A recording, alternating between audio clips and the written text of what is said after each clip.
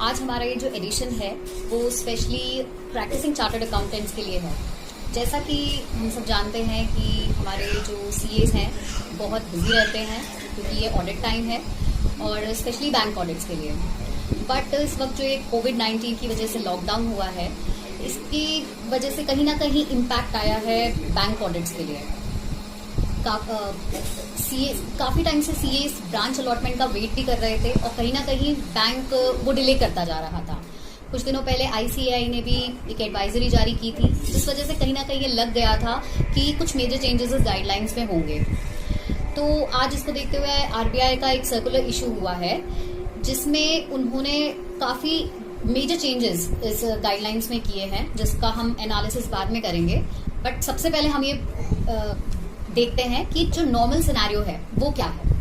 पहला तो ये है कि बैंक्स के टोटल एडवांसेस का 90% कवर होना चाहिए।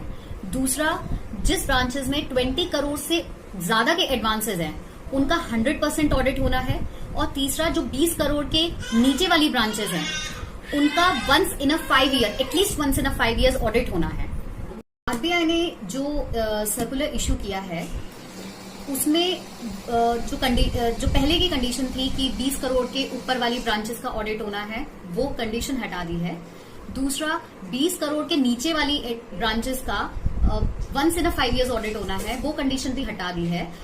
फिर तीसरा, जो बैंक्स के टोटल एडवांसेस का 90% ऑडिट कवर करना है, वो कंडीशन आज भी है बट थोड़ी मॉडिफाइड वर्जन में। उस एडवांसेस की जगह उन्होंने एक्सपोजर वर्ड यूज किया है। एक्सपोजर को भी उन्होंने 2 टुकड़ों में बांट दिया है, एक फंड बेस्ड एक्सपोजर और एक नॉन फंड बेस्ड एक्सपोजर।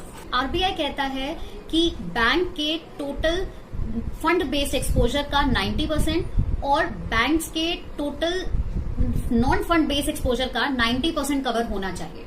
समझते हैं कि एडवांसेस और एक्सपोजर के बीच का डिफरेंस क्या है। एडवांसेस का मतलब होता है कि कस्टमर की कितनी आउटस्टैंडिंग है।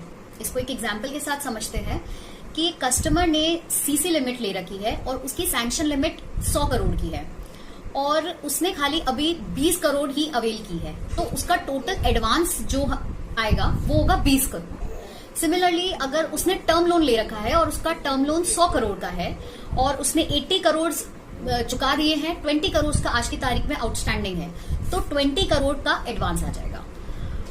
अगर हम एक्सपोजर की बात करें, एक्सपोजर का मतलब होता है कि बैंक का कमिटमेंट क्या है पार्टी की तरफ। फॉर एग्जाम्पल, सिमिलर एग्जाम्पल लेंगे कि अगर किसी कस्टमर ने सीसी लिमिट ले रखी है और उसका सैंक्शन लिमिट है 100 करोड़ का, तो और उसने अवेल किया है 20 करोड़, तो हमारा जो पहले एडवांसेस में टोटल एडवांसेस 20 करोड़ था, बट एक्सपोजर में वो 100 करोड़ हो जाएगा, क्योंकि 100 करोड़ की हमारा कमिटमेंट है टुवर्ड्स कस्टमर। दूसरा, टर्म लोन। टर्म लोन में अगर उसने 100 करोड़ का सैंक्शन लिमिट है, 80 करोड़ डिसबर्स कर दी, 80 करोड़ का उसने हमें लोन चुका दिया है, 20 करोड़ की आज की तारीख में आउटस्टैंडिंग है, तो हमारा एक्सपोजर 20 करोड़ ही रहेगा, क्योंकि क्योंकि कस्टमर को हम वापस से 100 करोड़ तो पूरे देने नहीं वाले, तो हमारा अभी कमिटमेंट खाली 20 करोड़ रुपए का है।